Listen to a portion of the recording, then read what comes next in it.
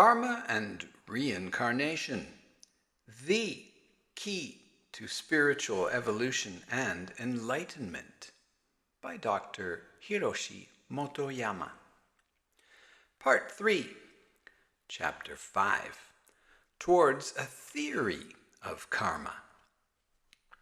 Through my experiential and experimental study of karma and reincarnation, I have concluded that these phenomena are governed by clearly defined principles. I believe they are regulated by natural law as rigorously as the more scientifically demonstrable phenomena of gravity and electromagnetism. Because the ability to directly perceive the non-physical dimensions is a prerequisite to a thorough understanding of karma, mystics, rather than scientists, have been our main sources of information on the subject for many centuries. The Upanishads and the Buddhist scriptures, for example, offer much more disclosure on and explanation of karma, some of which is helpful to modern-day comprehension, and some of which simply echoes the perceptions of others and isn't based on direct experience. As humankind continues to evolve, I foresee the emergence of a unified theory of karma that will become scientifically accepted. I believe this knowledge will have a profound effect on morality, religion, and on all aspects of human organization. I hope that the work I am doing in this lifetime will prove a contribution to this endeavor. A viable theory of karma needs to address a number of basic issues. Are human beings really reborn? What happens at death, and where do we go from here? How and where is karma stored? What conditions induce karma to manifest and lead a person to reincarnate? Let me attempt to address each of these issues in turn, building on the material already presented. Are human beings really reborn? Hinduism and Buddhism unequivocally teach that reincarnation happens to everyone until their soul evolves to a state where it no longer needs to manifest on earth. My work in spiritual consultation certainly seems to verify this principle, have even lent themselves to historical corroboration. I notice that a growing number of clinical psychologists, particularly in the United States, are using past life therapy in their practices. Celebrities are writing books about their past lives. There are quite a few parapsychologists now seriously documenting purported cases of reincarnation. One of the luminaries in the field is Dr. Ian Stevenson, a professor at the University of Virginia Medical School.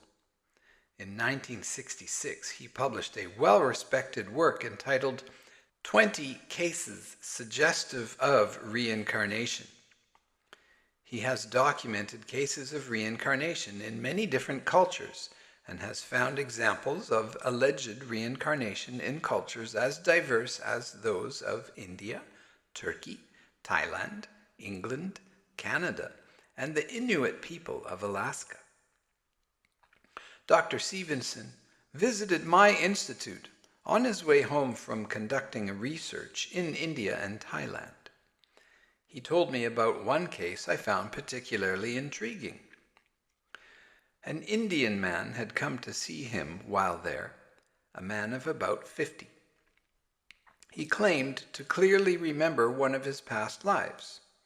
He said that he had been a British military officer at the time of the First World War. He was killed in battle when a bullet pierced his throat. This bit of information is interesting because the Indian man had twin birthmarks on either side of his throat, which Dr. Stevenson noted did look like bullet scars. Dr. Stevenson showed me a photograph of the man, and the marks were clearly visible. The man proceeded to tell Dr. Stevenson in detail the facts of his former life.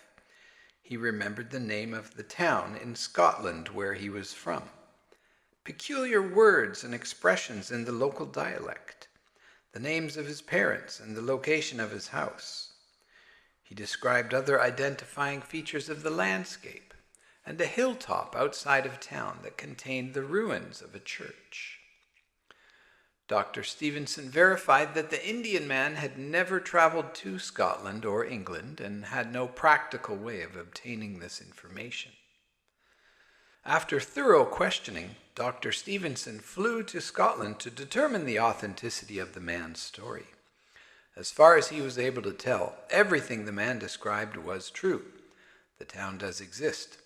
Its appearance, down to its street names, are just as they were described to him by the Indian man. The words of the dialect are exactly as the man had spoken them, and there is a family by the name of the one he claimed to have been his own. Dr. Stevenson's investigation convinced him that the British officer was reborn as the Indian man. He proved, to his own satisfaction, that there was no way in the world that the Indian man could have known as much as he did about the British officer, his small Scottish town, and his family. This appears to be an authentic case of a rebirth. Some parapsychologists would disagree, attributing supposed cases of rebirth to clairvoyance and the ability to see into the past or future. They would claim that the Indian man was clairvoyantly able to see the town in Scotland, and that he gained his information by such means. In the case of Ms. Y, the woman who I saw, who had been the daughter of Nakanosse, a parapsychologist might claim that I was clairvoyantly able to see that Ms. Y was going to Suwa, where she would enter a certain library and obtain certain information. Then, he might say, I gave her clues to reinforce the future activity. In this way, the parapsychologist could dispense with the incident without having to bring the subject of rebirth and the soul into discussion. He would remain rooted in a scientific discipline limited to materialistic understanding. For individuals who have vision that functions in the non-physical dimension of reality, however, the knowledge of rebirth and the soul is inescapable. For the Indian man who knew he had been British, rebirth is a fact, not a questionable issue. As increasing numbers of people begin to experience the fact that they have lived many lifetimes, I believe the awareness of reincarnation will enter the mainstream of human knowledge. The mechanism of death. The great Indian saint Yajna Varga lived during the age of the Upanishads, from 800 to 500 BC. He was the first to encode a clear explanation of karma, transmigration, and death, which we find in the Upanishad entitled the Brahadaranyanka. He explains the stages of death in the following manner, using the Sanskrit term jiva to refer to the individual spirit in the causal dimension. Step 1. The individual being stops functioning on the physical dimension when the heart stops beating. Step 2. The astral body, which has completed the task of recording the results of the actions of this lifetime in the form of karmic seeds, moves to the heart of the physical body, the Anahata chakra in the astral. Step C. The jiva enters the astral body and, a light shines from the top of the heart. Step 4. The jiva slips out of the corpse through the eyes or the top of the head or some other section. By this he means the Ajna chakra or the Sahasrara chakra or some other chakra. Step 5. When the jiva leaves the body, the life force goes with it. The Veda states, the organs of consciousness follow the jiva. This means that both the mind working in conjunction with the physical body and that of the astral dimension leave the physical body with the jiva. When the jiva leaves the physical body, the energy and the organs of consciousness of the other levels go along with it. Step 6. The jiva is now constrained by its knowledge and behavior gained in former lives. This means that the jiva's karma determines which spiritual realm the jiva will go to, and how it will live, and when it will be born again into this world.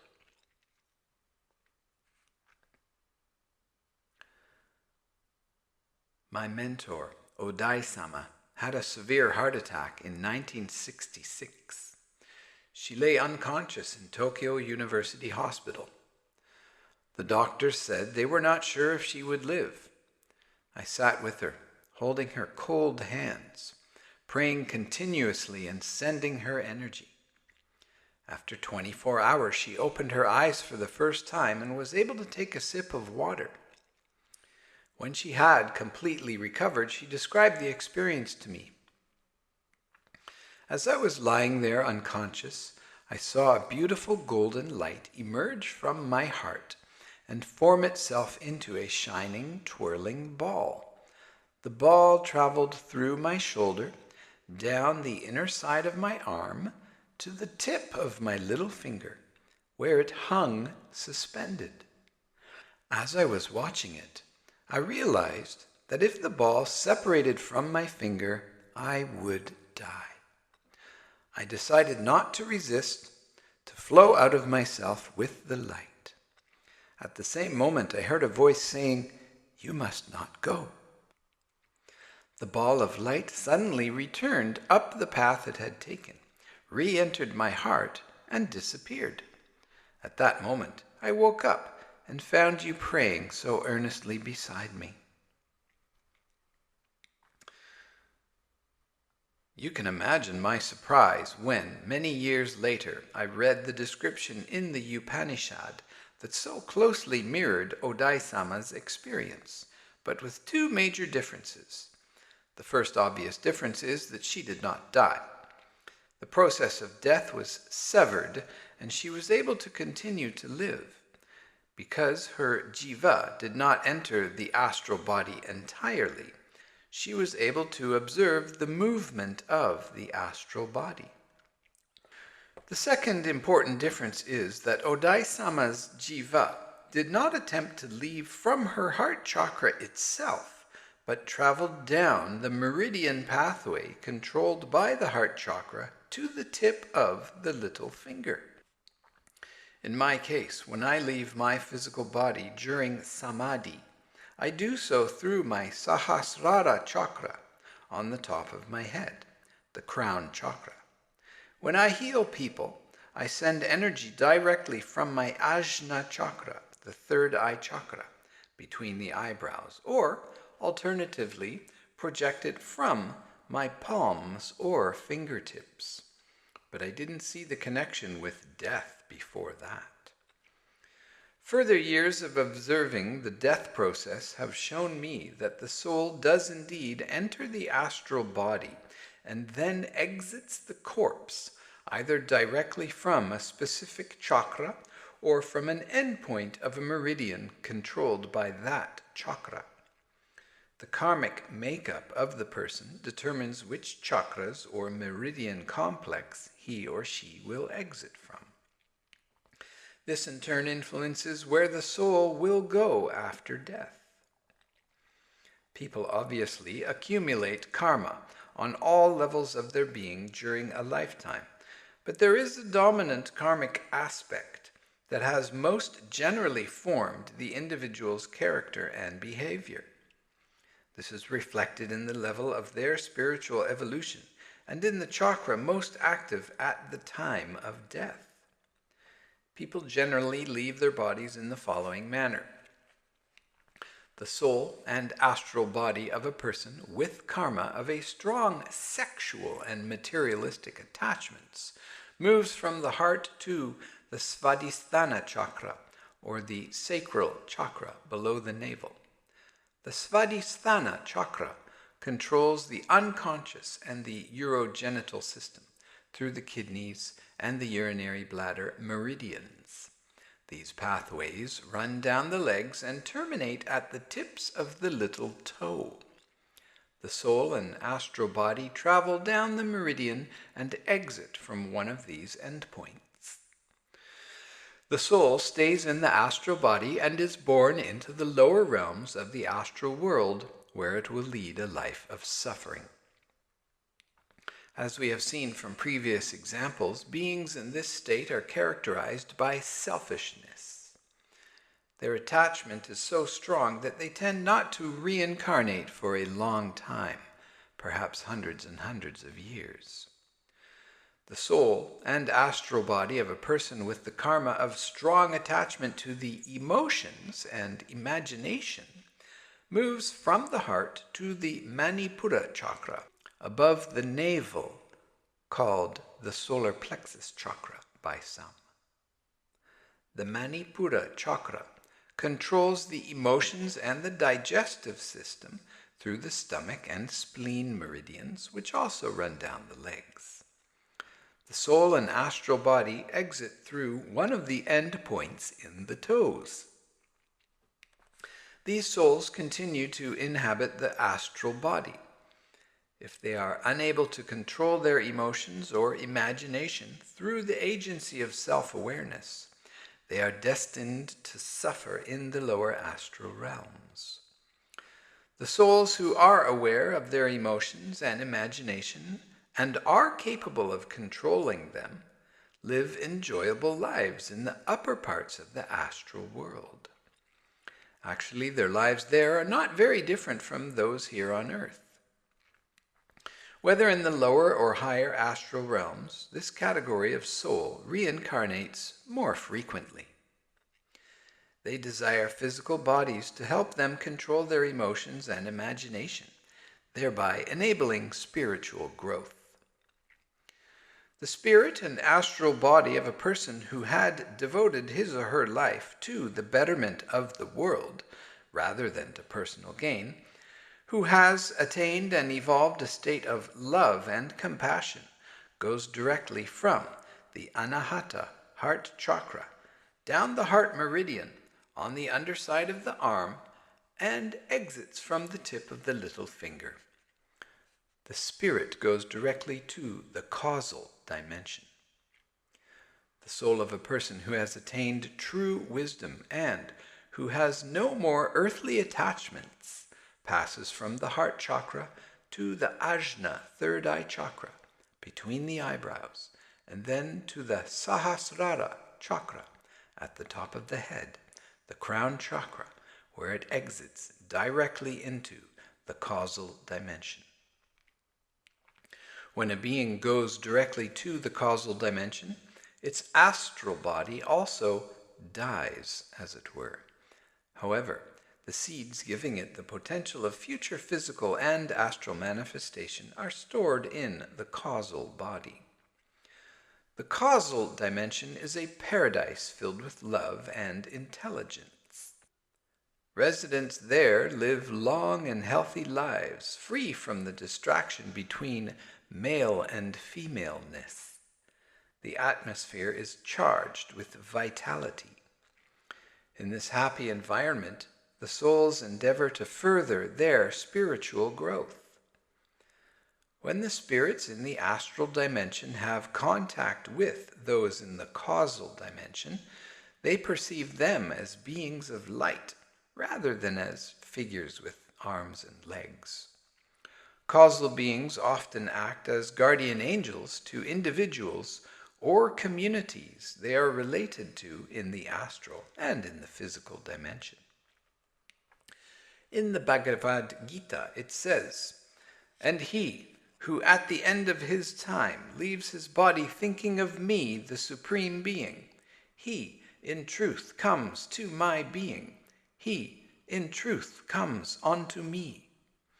For on whomever one thinks at the last moment of life, unto him in truth he goes, through sympathy with his nature." One's thoughts and ideas in the last moment of life play an important role in deciding where one will go and how one will next reincarnate. About 40 years ago, a widow came to Odai-sama, asking for a spiritual consultation. She wanted to know how her mother and her husband were doing in the other dimension, because they had an illicit sexual relationship with each other while they were still alive. When Odai-sama meditated, she perceived that the husband had deeply repented his unfaithfulness at the last moment of his life, and that he was enjoying his life in the upper astral dimension. Her mother, on the other hand, was suffering from a guilty conscience about her daughter and her simultaneous attachment to her lover. The widow asked why the mother was the only one suffering when they had both betrayed her. Odai-sama explained that her husband had experienced true repentance at death and was able to place his faith totally in God. This enabled him to move to a place in the higher astral dimension where he is making a sincere attempt at spiritual growth. On the other hand, although the mother was convinced she had been immoral during her lifetime, she had no twinges of conscience about it during her death. Now she is suffering the karmic effects of her actions in the hell of the lower astral dimension, and it will take her a long time to reincarnate. People like her husband, who admitted his mistake and asked God's forgiveness, can reincarnate easily and often lead exemplary righteous lives. They always have to protect themselves, however, from the inclination to repeat similar immoral actions in the next incarnation. Karma, the mechanism of storage. We always think of reincarnation in terms of this world, of being reborn here, but the same thing can be said when we think of reincarnation from the side of the astral dimension.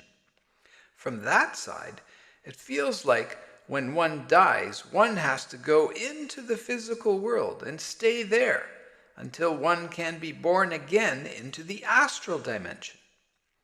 It is the same thing we feel about death, but from the opposite direction. The individual goes back and forth, never once leaving a dimension of manifest karma. What actually happens to the karma of all the actions performed over so many lifetimes? Are all actions recorded or just some of them? Where and how is karma stored? What causes karma to manifest in a certain way at a given time? I began a formal search for the answers to these questions by studying the extant literature on the subject, but found that my experiential information generally superseded what I was able to discover in traditional theory readings. One example of this is the question of recorded and unrecorded karma. Early Buddhist theologians believed that the results of actions are stored in a latent or seed samskara form. This, from my experience, is true.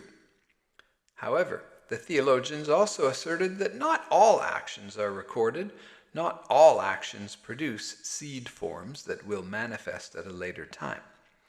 The Buddhists divided activity into two categories, unintentional and intentional.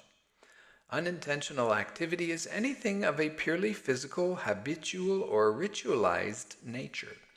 Intentional activity is any movement that occurs as a result of personal judgment.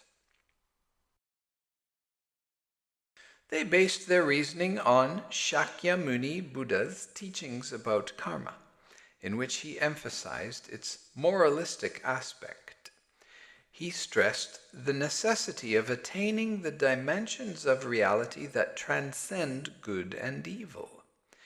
He taught that, since the mind is what determines the goodness or evilness of an action, the mind itself is manifest karma. The theologians thus concluded that only self-determined activity could result in recorded karma. That is, only intentional actions can become seeds stored in the causal consciousness.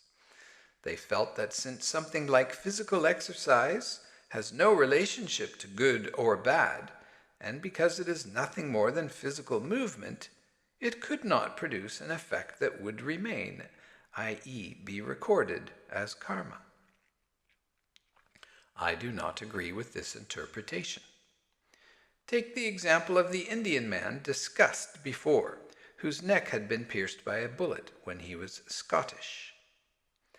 The piercing itself is neither good nor bad. It just has one form of physical movement and did produce a death. However, when the man was reincarnated in this life, he was born with a disfiguring birthmark on his neck, where the wound had been in his previous life. In this way, the karma of the physical piercing cannot be said to have been unrecorded. About 3 years ago, a man who was suffering from epileptic seizures came to me for a spiritual consultation. When I began to meditate, I saw a soldier fighting in the Second World War. He was a tank commander on a South Pacific island, and he ran into an American Army position.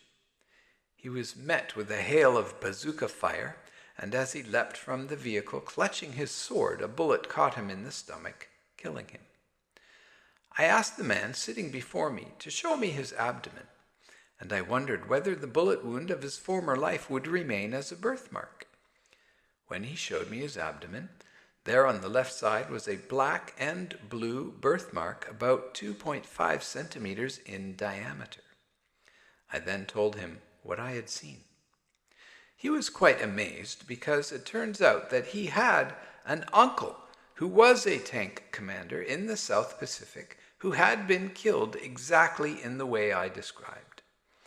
The man had never met his uncle, who was killed 5 years before he was born.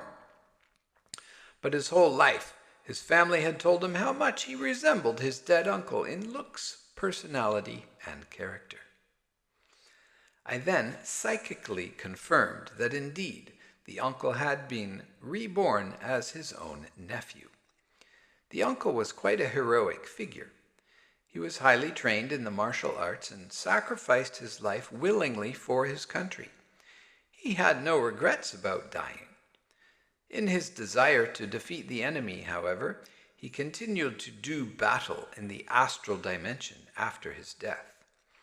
Even after he was reborn onto this earth, he continued to be deeply attached to this warrior self in the astral dimension.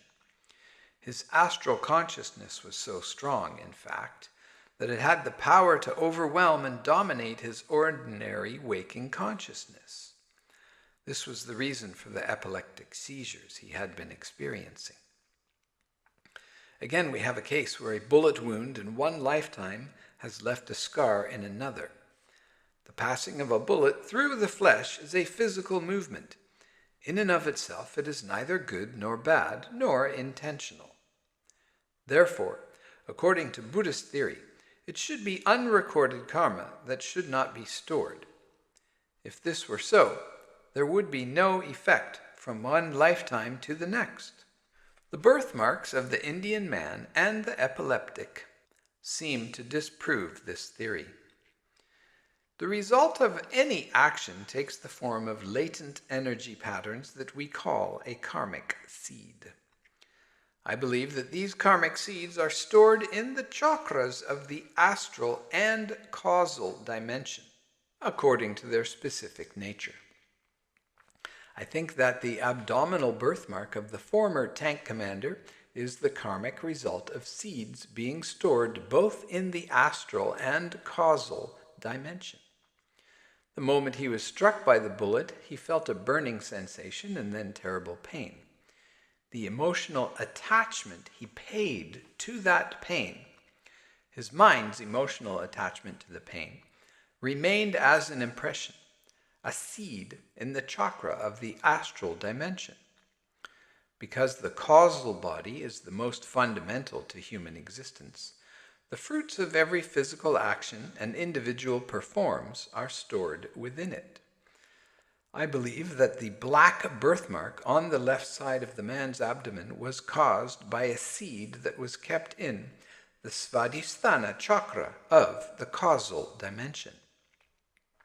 This is because the Svadhisthana chakra is responsible for the formation of the physical body. So, when the fetus of the new being was developing in his mother's womb, the seed expressed itself in the formation of the birthmark. The emotional energy of the astral dimension enhanced the degree of physical manifestation of this particular karmic seed. Buddhist theory holds that all karmic seeds are stored in causal consciousness. It appears clear to me, however, that the seeds can be stored in the chakras of the astral body as well.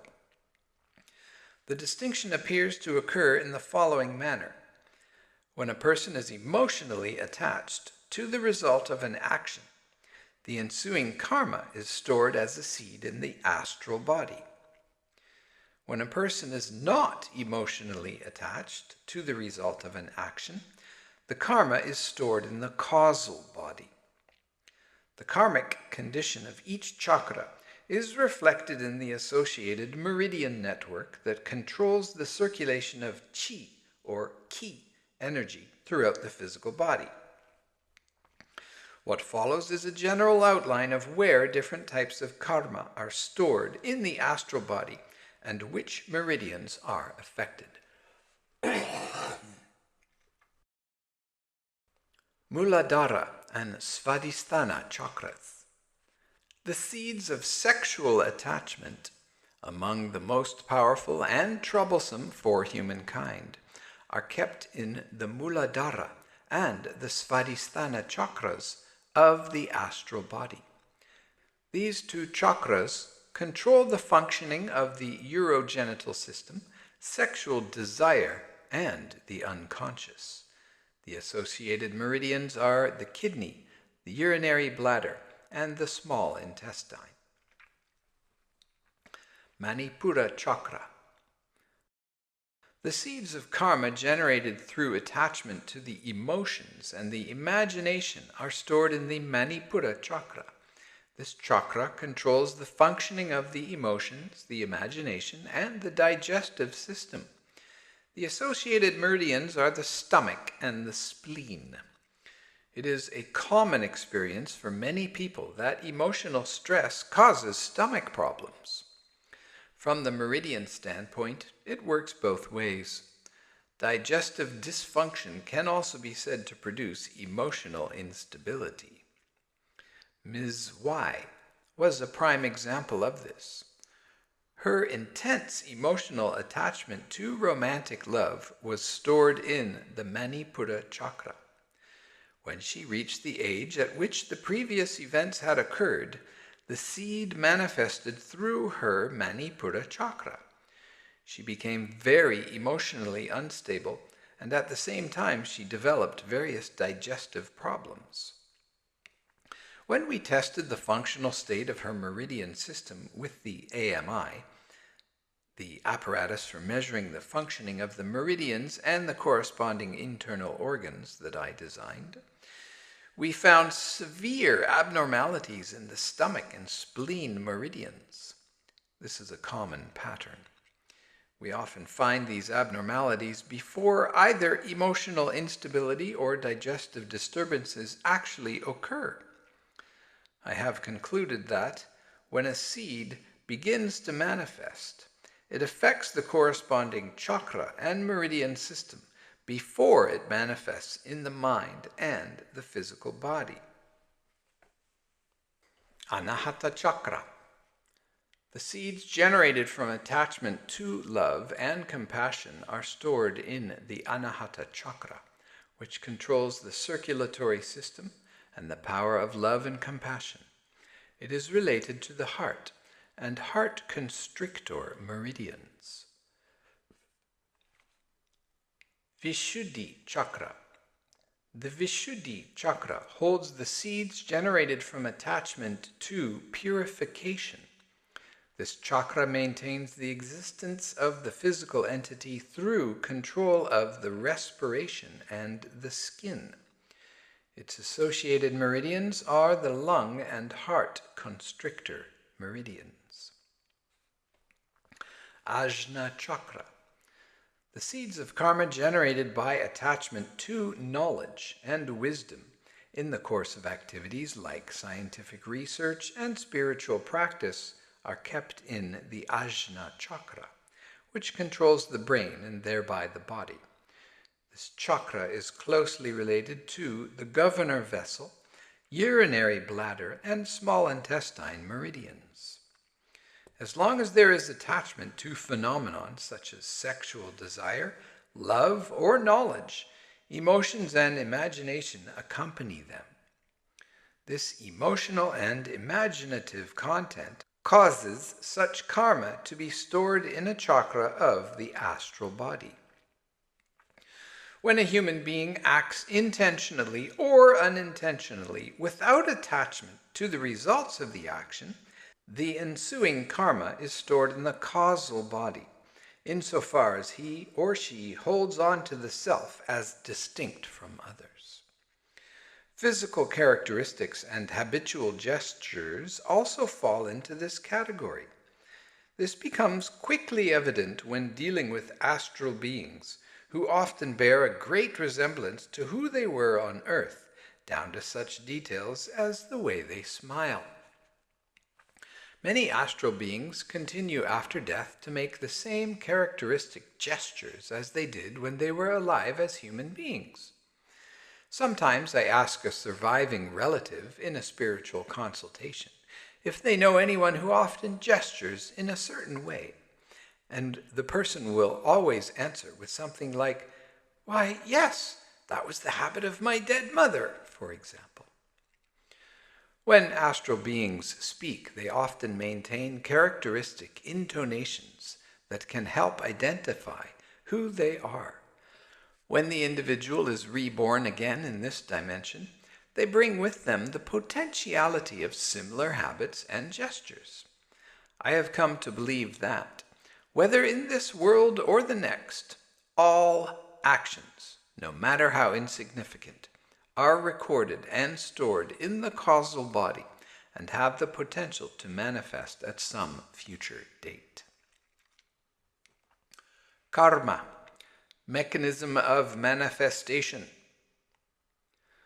Once karma has been stored in the seed state, it lies latent until conditions arise that cause it to manifest. My work led me to formulate a number of general hypotheses about how the manifestation of karma occurs. Manifest karma is that which is actively functioning in any dimension at any given time. That is, the manifestation of the results of a former action, usually sustained activity or behavior. On the physical plane, actions that produced strong attachment in a past life become the generating factors for the present incarnation. The results of these past deeds manifest and are active in this lifetime. The karma is no longer latent as seeds in the chakras of either the astral or causal body. In Ms. Y's case, The actual experience of the results of the attachment and sorrow which she experienced in her previous life manifests as depression and emotional instability. When karma manifests in this world, when it is functioning, it is in the process of being fulfilled. The fulfillment of karma brings the opportunity for one to dissolve it and transcend it. If one attaches to the results of the present circumstance and tries to suppress its expression, the karma will continue. But if one simply lives out the manifestation without attachment, while making one's best efforts for others, for society, in whatever position one finds oneself in, the manifest karma will eventually dissolve and disappear. To cite a previous metaphor, it's like opening a bottle of soda. At first there's a lot of carbonation, but after a few minutes, the fizz decreases and finally disappears. If one is alarmed at the explosiveness of the fizz and tries to put the cap back on the bottle, it's like forcing the karma, which is on its way to dissolution through manifestation, back into its original latent condition. Such repression means one will continue to experience the results of the karma for more lifetimes, instead of just getting rid of it now. Karma, which is active, is informative. Karma, which is latent, is not. I sometimes come across cases where the karma of the person does not reveal itself easily. When someone's spirit is involved in a specifically strong karmic circumstance and is not free, then the karma isn't always easy for me to see. For example, some years ago, a Mr. T, who had practiced yoga and meditation very diligently for a number of years, moved to a new home. Nearby there was a large mound, an old burial tomb. On the day he moved, he developed a high fever and began vomiting. He went into a rapid decline, and those around him were very afraid for his life. They prayed together and called on me for help. I went to the shrine to pray. In a number of hours, we were able to stabilize Mr. T's condition. While I was praying at the shrine, the resident spirit of the old tomb appeared before me. He had a face painted white, like a no-theater mask, and was wearing ancient-looking white robes. He stared hard and hatefully at me and disappeared. This happened 2 more times, but he gave me no information. For several days after this, I myself was sick, bedridden with fever. I knew I had encountered an extremely negative and powerful spirit. When Mr. T came to thank me, and later when he came to the shrine to meditate and pray, I tried to discover who the spirit was, when he had lived, and what he had done. With the assistance of my higher being during samadhi, the answers to these questions finally became clear. About 1,000 years ago, this man was sent from the capital of Nara to Musashi, where this tomb is located. His position was that of the imperial officer in charge of horse breeding, an extremely influential position at that time. He was accused of taking bribes and expanding his own influence with this money, and he was severely punished by the government. The man died bearing a potent rage against the government. He has lived in the lower astral world holding this grudge for over 1,000 years. During this time he has developed certain occult powers and has become able to exert a strong influence on others in the physical dimension. He has gained the power to conceal his identity, to block its revelation to others. Generally speaking, the karma is not easily revealed of those spirits who are bound by deeply seated resentment or hatred or terror as a result of their deeds, and who have lived in the lower astral dimension for a very long time. The spirits resent attempts to understand their own karma and will do what they can to stop the process of even acknowledging it. When one tries to force them into revealing their karma, various misfortunes or accidents can result from the spirit's resistance, determined by the extent of their power. In contrast, karma resulting from non-attached actions is generally open and informative. When I enter samadhi, I can easily see the details of the causal relationships involved in such a being's karma. When the knowledge of a certain karma is open and accessible to me, it tends to manifest within an individual's lifetime, or at the latest in the next incarnation. The degree that the karma will influence the individual, the group, or the environment involved depends on the degree of the karma's fundamental relationship to the existence of the same. Examples of when karma might manifest in this lifetime, in the next time, or be suppressed for a long time.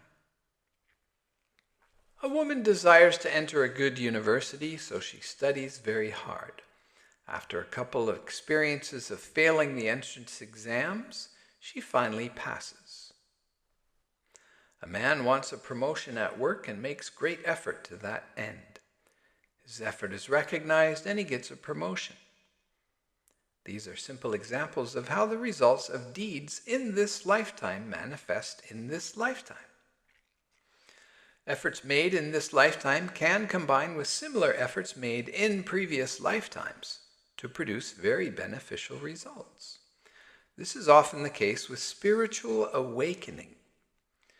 When a person devotes him or herself to a spiritual discipline and attains the enlightenment to teach and guide others in their spiritual search, it is usually the result of many lifetimes dedicated towards this aim. The birth of a baby is another common result of combined karma from the past and present life.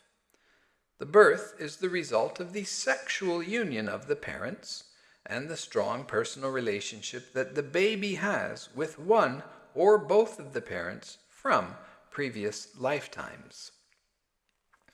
The actions that you are most attached to in one lifetime usually become the cause of the next birth. Ms. Y and the tank commander are examples of this. In Ms. Y's last lifetime, the action of love was what most concerned and interested her. Her attachment was so great that it took her 400 years to come back to this world. The tank commander, on the other hand, reincarnated a mere 5 years after his death. He had no attachment to personal emotion, even though he was involved in a life and death struggle that he continued beyond his death. His action was done for the benefit of a nation and transcended personal benefit.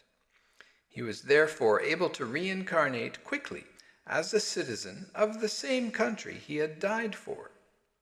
It should be noted, however, that viewed from a global perspective, the idea of one nation benefiting over another just shows the selfish character of national karma and is not to be commended. A person reincarnates many times, in some cases hundreds of times or more. In some lives, the individual is born as a woman, and in some a man. In some lives, he or she is born in the East and others in the West. A person creates a great deal of karma over their lifetimes. What is most significant for a person at any given time is the most significant karma operating at that moment. But all actions are recorded, so we carry with us many less significant karma seeds that manifest continually under the rubric of the dominant themes. These lesser seeds may stay in a latent state for a long time because they are suppressed in the astral or causal dimensions by the energy contained in the more influential karmic seeds. When they are provided with sufficient energy to manifest, the other seeds will finally do so. They have to. The karmic seed with the strongest energy has the highest priority for manifestation. A karmic seed stored in the astral or causal dimension is composed of the energy of that dimension. The stronger the attachment inherent in the seed, the greater the amount of energy it possesses. The seeds with the most energy have the highest priority for manifestation and generally determine the character of the resulting individual. The result of activities such as those done to gain knowledge about the truth of the universe or to somehow better humankind are stored in the causal dimension. The resulting individual of such dominant karma tends to be highly intelligent, intuitive, and often psychic. When the dominant karma is from the astral dimension with a Manipura orientation, the solar plexus chakra, the resulting individual tends to be very emotional but controlled and has an active imagination. This describes a lot of people here on Earth. When the dominant karma is from the astral dimension with a Svadhisthana, the sacral chakra orientation, the resulting individual tends to be materialistic, selfish, and has trouble controlling his or her emotions. There are a lot of people like that here too. Astral energy is much more powerful than physical energy. The more astral energy in a given karmic seed, therefore, the higher its priority for manifestation. The degree of astral energy in a seed is determined by the degree of emotional and mental attention and attachment given to the results of that particular action. When this degree is one of severe intensity, the process is reversed. Such intense attachment locks the seed into a cohesive state from which it is difficult to manifest. When the karmic seeds in both the astral and causal dimension possess strong energy, the interaction of family karma, geographic karma, social karma, and national karma determines the priority of manifestation. In general, though, the causal seeds are from a higher dimension than those of the astral, and their energy is stronger in quality and quantity, and so they have a priority for manifestation. At the same time that dominant karmic seeds manifest to determine overall life structure, many thousands of seeds with lesser energy manifest and disappear one after the other throughout a lifetime. The results of these seeds may affect a person for days or months or years, depending on their intensity. Techniques or knowledge mastered in one life are likely to manifest in the next. From an early age, certain people exhibit natural and conspicuous talents in fields such as music or mathematics or art. I sometimes come across the chance to see into such a person's previous lives and find that they have made advanced studies in those specific areas before.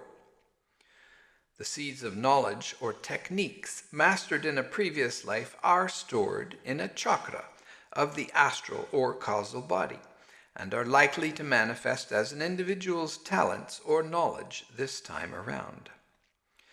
Subjects which haven't been mastered in a previous life are more difficult to master in this one. The same can be said of spiritual practice. Those who have done yoga, zazen meditation, or led a life of prayer as monks or spiritual practitioners in a previous life are likely to be attracted to such religious practices and devote themselves to such activities in the next life. They tend to make rapid spiritual progress. Compared to these people, those who haven't done such activities make slower progress in this life.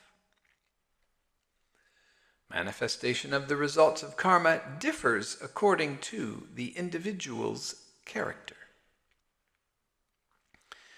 In the case where a usually righteous person unexpectedly commits a crime due to unusual circumstances, such as adversity or drunkenness, the fruit of the action usually manifests during this lifetime, and the karma is done with. But when a habitually vicious person, who has often caused trouble to others, commits the same crime as the righteous man, the fruit of the action would become a powerfully negative karmic seed as a result of the accumulation of other similar actions. The seed would manifest in a life of torment in the astral dimension and probably continue into the next physical incarnation. This mechanism represents a kind of karmic safeguard. The result of the identical action will manifest very differently depending on the nature of the person who commits it.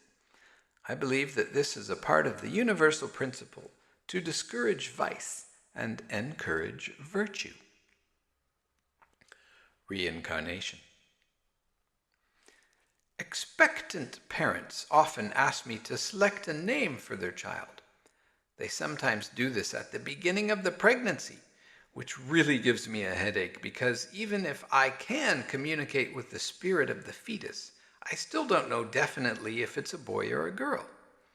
Just because it has a male-ish soul doesn't mean it won't be born a female this time around, and vice versa. Also, at this point, the soul is not always in the fetus, but sometimes hovering around it, directing its growth from above. Sometimes the spirit of the fetus starts to talk with me. It will tell me who it was in its previous life and what karmic relationships caused it to choose the parents in this one. The causal and astral minds and bodies of the spirit define its physical formation. The spirit first decided on its parents, either in accordance with the inevitability of karma or by its own free will. These parents are the ones who are karmically suitable to itself in character, constitution, and capability. It then decides on which genes to accept from the moment of union between the sperm and ovum. It absorbs certain nutrients from the mother's body and forms its own body. As the fetus grows, it creates the condition of its internal organs and corresponding characteristics in accordance with his or her own karma and its parents' DNA. To again note commonly seen patterns, souls who have strongly sexual and materialistic karma will create a characteristic svadhisthana chakra and urogenital system that will manifest in their coming lifetime as difficulty in controlling their sexual drives and the functions of their unconscious minds. People with strongly emotional and imaginative karma will likewise create a characteristic Manipura chakra with its corresponding functions in controlling the emotions and appetite. Individuals usually reincarnate through a combination of personal desire and the interaction of attendant manifest karmas, such as those in the family and the group. But sometimes personal desire is enough to do it.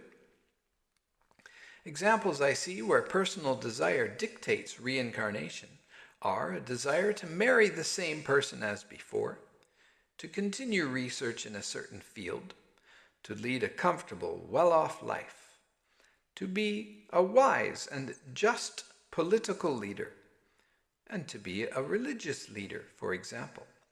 In such cases, the attachment to such personal desires is the overriding cause of the incarnation, and the other karmas are not as relevant.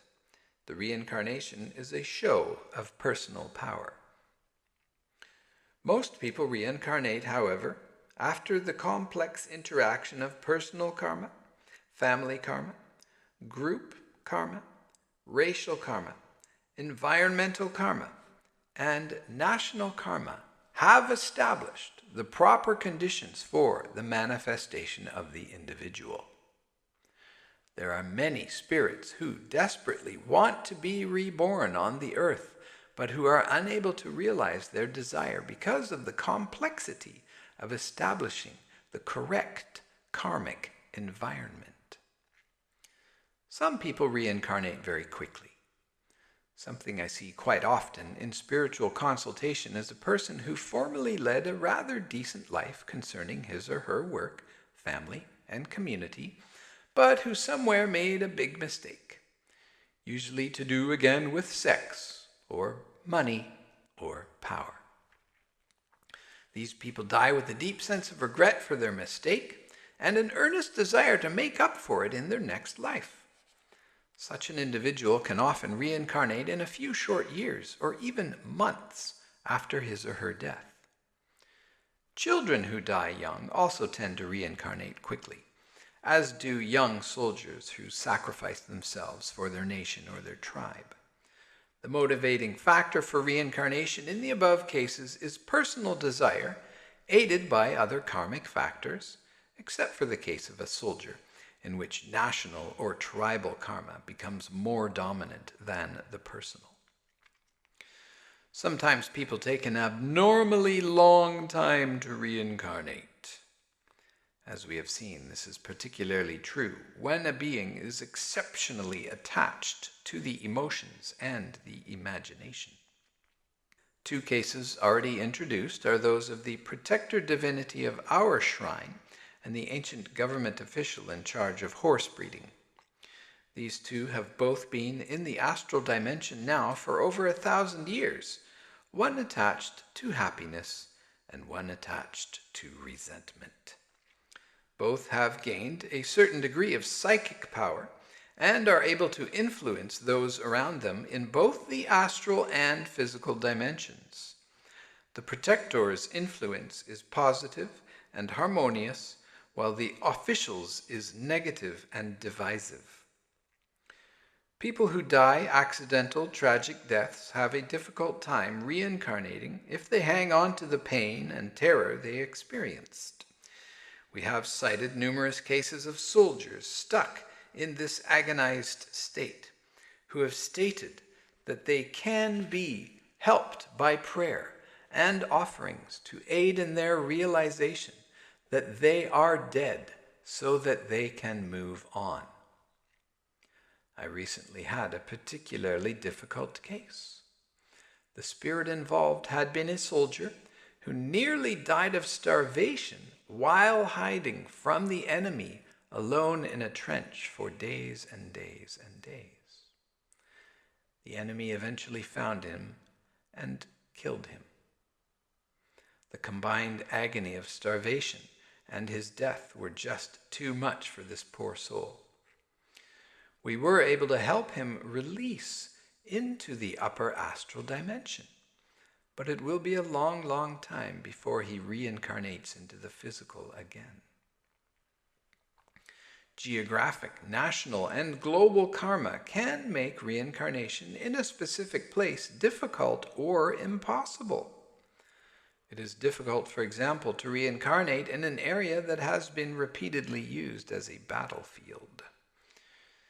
This is because when a physical space is spiritually polluted, it can be too uncomfortable to live there. Thousands of years ago in the Sahara Desert, nomads could live in grassland areas where the northernmost limits of the equatorial west wind brought occasional rain. Now, however, these northern limits have moved further south, and no more rain comes to this area. It is a desert. It is not possible for human beings to reincarnate into such a place. This impossibility is an attribute of geographic and national karma. Suppose for a moment that our sun gradually cools, or that it becomes hotter and explodes into pieces. There would be no more solar energy reaching the Earth, and consequently the environment able to support life on Earth would be destroyed. Although the astral and causal dimensions would still remain, it would be impossible for human beings to reincarnate on the physical Earth plane. Astronomy speaks of such possibilities for the future destiny of the Earth and the Sun. This is an example of global and galactic karma. When this happens, those who have not yet evolved out of the physical sphere will have to continue their quest for spiritual evolution without the advantage of the physical dimension, or be born onto another planet. A person is usually born into a cultural and physical environment very similar to the one he or she lived in the last lifetime. In this sense, it is true that we are products of our culture. This is the reason that Japanese are usually reborn Japanese. British are reborn in England. Africans are reborn as Africans, and Indians are reborn as Indians. The karmic ties of a race, nation, and geography all conspire to make this so. Individuals inevitably act as part of a group, and the tie to a group can pull one to incarnate. Our Ms. Y is an example of this. She reincarnated into a situation where the people who had been her mother, father, and lover in her previous life had already been reborn and were actually related as family through the attraction of the group karma. I often see that each action in certain personal relationships cumulatively adds to the group karma, which later leads to similar relationships in the next life. An individual reincarnates in order to make spiritual progress by fulfilling his or her karma in relation to the group karma that has been determined over the course of many lifetimes.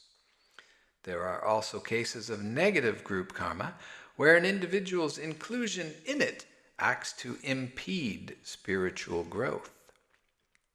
Therefore, once we have close relations with people who are always karmically determined, we should try to have good relationships with them based on love and wisdom. I have noticed an interesting difference in general between the influence of groups and family karma on Asians and Europeans. In Asia, people historically have been primarily engaged in agriculture. Asians settle into lands that were very lush thanks to the abundant rain. They formed village communities consisting of their families and relatives. After death, Asians tend to live in communities of their kin in the astral dimension, and then to reincarnate into the same family here on Earth. Their parallel lifestyle in the two dimensions exerts a crucial influence in deciding when and where they will physically reincarnate. With Europeans, however, I often find that more importance is attached to the individual's chosen community than his or her family unit. European souls tend to live with the spirits of their families for a short time after death, but later they live in a community of like-minded individuals in the astral. Their reincarnation reflects the karma of their community more than that of their family. Communities are also connected throughout the dimensions. If a community in the astral world is strong and exerts a powerful influence over an individual to stay there, it is difficult for that being to reincarnate here. In summary, then, an individual usually remains in the astral dimension for a period of 10 or hundreds or thousands of years, though some people reincarnate more quickly or slowly, depending on circumstances. But what about spirits living in the causal dimension? How and when do they reincarnate? Basically, these spirits that are free of karma have the power to reincarnate at will. They also have the choice to remain in the causal dimension for a very long time, living existences filled with the highest level of love and wisdom. A soul in the causal dimension might be motivated to reincarnate on Earth for some altruistic reason, which will better humankind, such as the desire to guide others towards enlightenment, or to establish a new scientific or artistic truth, or to govern a large nation. When such a spirit decides to reincarnate, it selects the parents and circumstances most suitable for what it wishes to accomplish. Beyond the causal dimension is the dimension of divinity, Purusha in Sanskrit, which transcends individual karma altogether. If a being from this dimension desires to descend to earth in a messianic capacity, this of course would be an act of free will rather than a result of karmic conditioning. It would not be the case of reincarnation, but rather the birth of a child of God.